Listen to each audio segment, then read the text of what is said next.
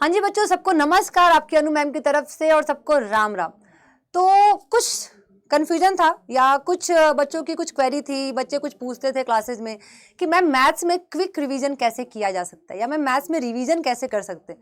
तो जो पहले ये दिमाग में रखते हैं कि हम मैथ्स में रिवीजन कर सकते हैं या मैथ्स में आज नोट्स बनाया या कहीं से बुक उठाया, पढ़ के जाके पेपर दिया, तो उनको उनकी जो ये गलत फहमी वो दूर करनी चाहिए। मैथ्स में रिवीजन नहीं होता, मैथ्स में प्रैक्टिस कैसे होता है। सही क्वेश्चन ये होना चाहिए कि मैम मैथ्स में प्रैक्टिस कैसे करें। और अगर मेरी तरफ से क्वेश्चन बनाया जाए तो मैम मैथ्स में रिवीजन के साथ साथ प्रैक्टिस कैसे किया जा सकता है, ठीक है, थोड़े टाइम में कैसे चीजों को एनालाइज करके सुधारा जा सकता है। तो सबसे पहली बात, अभी यहाँ पे जितने भी बच्चे हैं वो दो तरह के बच्चे। वो दो तरह के बच्चे कौन है?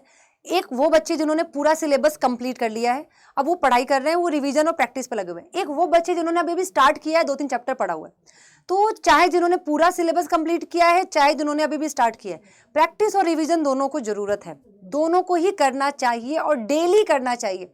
ऐसा नहीं कि आज कर लिया तो एक हफ्ते बाद करेंगे, एक हफ्ते में आज किया एक हफ्ते में हो सकता है आपका पेपर ही खत्म हो जाए, हो सकता है ना। तो आपको डेली प्रैक्टिस करने की और डेली रिवीजन करने की आदत पड़नी चाहिए। तो पहले उन बच्चों की बात करते हैं जिन्होंने पूरा सिलेबस कंप्लीट किया है।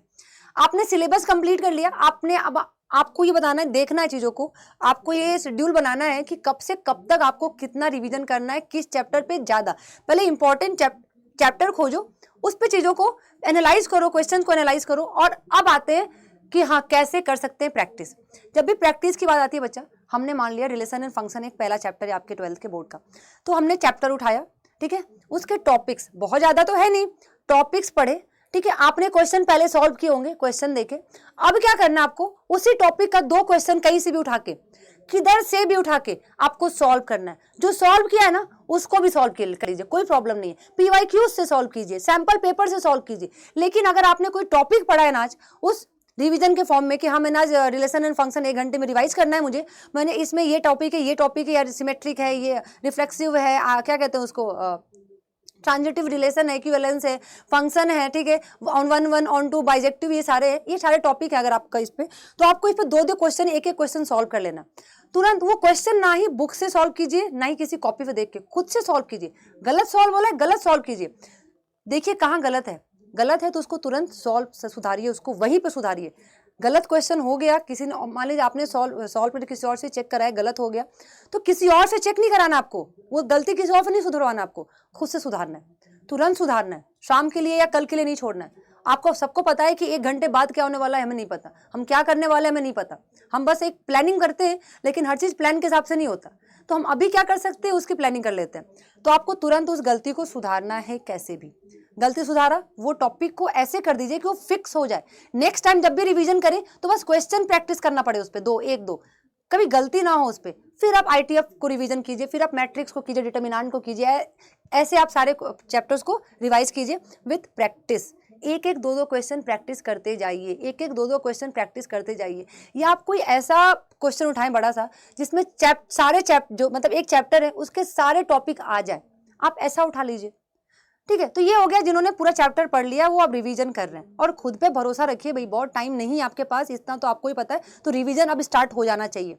अब कुछ बच्चे ऐसे हैं जिन्होंने क्या कर दिया है, हाँ क्या कर दिया, ये इन्होंने अभी स्टार्ट किया है, 1 चैप्टर पढ़ा हुआ है। अब ये क्या करेंगे कि पहले चैप्टर पूरा कंप्लीट करेंगे, फिर रिवीजन करेंगे एक आध 2 दिन पहले, तो इनका तो फिर गया। अब इन्हें क्या करना चाहिए कि 100 के पीछे नहीं भागना चाहिए, एटलीस्ट जहां तक कर पाए ना वहां तक भागना चाहिए। 90-80 भी सिक्योर कर पाए ना वहां तक भागना चाहिए। 10 नंबर छूट भी रहा है ना तो इस पे ज्यादा ध्यान नहीं देना चाहिए कि हाँ वो तो 10 नंबर हम एग्जाम से पहले कैसे भी पढ़ लेंगे, लेकिन एटलीस्ट अगर 90% पढ़ के जा रहे हैं ना, 90 मार्क्स के पढ़ के जा रहे हैं ना, तो 90 मार्क्स का क्वेश्चन तो छोड़ के आना ही नहीं है मुझे कैसे भी। तो ये कैसे होगा? आज आपने आईटीएफ पढ़ लिया, आपने रिलेशन एंड फंक्शन पढ़ लिया, अब आप मैट्रिक्स पढ़ने जा रहे हैं, आप स्टार्ट करने जा रहे हैं। तो बिफोर स्टार्ट, ठीक है, स्टार्ट करने से पहले हमेशा आप क्या कीजिए, आपने जो पढ़ा है उसका क्विक रिवीजन कीजिए। जल्दी टॉपिक देख लिया, उसके 2-2 क्वेश्चन सॉल्व कर लिए। अब क्या आपके दिमाग में ये है कि मैंने मैट्रिक्स स्टार्ट तो कर दिया है, लेकिन जो 2 चैप्टर हमने पढ़ा था उसको फिक्स कर दिया है, अब उसमें गलतियां नहीं हो सकती। उसके पीवाईक्यू सॉल्व कर लिए, सैंपल पेपर सॉल्व कर लिए, हमने सब कर लिया। बच्चा क्या है ना कि यही एग्जाम का डर होता है, यहीं से जो सॉल्यूशन, जो प्रैक्टिस होती है ना, मैथ्स का जो फोबिया होता है ना, जो डर होता है, जो एग्जाम में जो फियर का जो फोबिया होता है, जो फियर होता है, वो यहीं से दूर होता है। हम पढ़ तो पूरा लेते हैं पर इंप्लीमेंट नहीं करते, प्रैक्टिस नहीं करते ना क्वेश्चंस की, तो वही हमारे दिमाग में रहता है और एग्जाम में क्या होता है, पूरा ब्लैंक हो जाता है। याद तो सब आता है पर क्या किसका है ये नहीं याद आता हमें। तो ये मैथ्स में नहीं हो सकता। मैथ्स में कुछ भी करना है ना आपको, तो पहले रिवीजन के साथ प्रैक्टिस जरूरी है। प्रैक्टिस के बिना मैथ्स कुछ भी नहीं कर सकते, और उसके साथ साथ खुद पे भरोसा रखना भी जरूरी है। चाहे जिन्होंने पूरा कर लिया हो, चाहे जिन्होंने स्टार्ट किया हो, जब भी स्टार्ट कर तो दिया है ना, अब रिवीजन भी स्टार्ट टाइम पे हो जाना चाहिए। सबके पीछे नहीं भागना है, टॉपिक उठाइए और एक टाइम होना चाहिए कि हाँ एक दिन में आपको एक चैप्टर करना है, एक चैप्टर का पूरा चीज़ें कंप्लीट करना है, या 2 दिन में एक चैप्टर करना है, कैसे भी रिवीजन करना है।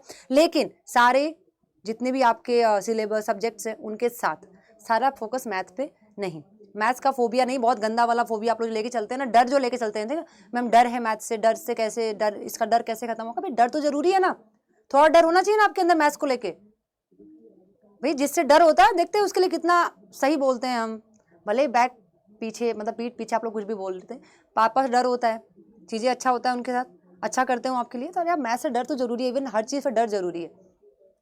तो उठाइए टॉपिक और उस पर 2 क्वेश्चन, उठाइए टॉपिक और 2 क्वेश्चन, नहीं 2 कर पा रहे हैं 1 क्वेश्चन। और किसी के दिमाग में ये आया कि मैंने तो पूरा एनसीईआरटी सॉल्व कर लिया, अरे बार बार सॉल्व करो ना उसे, उससे क्या होगा, एक क्वेश्चन के लेके ना आपका जो माइंड होगा ना वो कई बार दौड़ेगा। एक क्वेश्चन के लिए आपका माइंड अलग अलग चीज़ों के लिए दौड़ेगा, भाई इसको तो ऐसे भी सॉल्व कर सकते थे, ये क्वेश्चन ऐसे भी पूछा जा सकता था। तो कभी कभी एक क्वेश्चन से ना कई सारे क्वेश्चन अराइज हो जाते हैं। तो क्वेश्चन अच्छे से पढ़िए और प्रैक्टिस कीजिए, 2 क्वेश्चन, एक क्वेश्चन ही प्रैक्टिस कीजिए। जितना आप लर्न करने में ज़्यादा टाइम गवाते हैं ना, भाई बायो लर्न कर रहे हैं, रट रहे हैं, उससे अच्छा है ना कि आप मैथ्स में क्या करना है, एक बार पढ़ा कॉन्सेप्ट पे क्वेश्चन लगा लिया। की हुई चीज़ें जल्दी भूलते नहीं हम, एक बार रटी हुई चीज़ें भूल भी सकते हैं, खुद से की हुई चीज़ कभी नहीं भूलते हम। तो मैथ्स की यही खूबसूरती होती है कि आप उसमें चीज़ें करते हैं, क्रिएट करते हैं कुछ आप।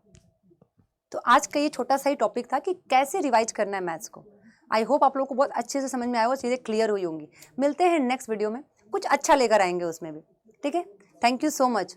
और जाते जाते भाई सब्सक्राइब कीजिए, क्यों कुछ नहीं हुए तो बेल आइकन को प्रेस कीजिए। थैंक यू सो मच, सबको राम राम।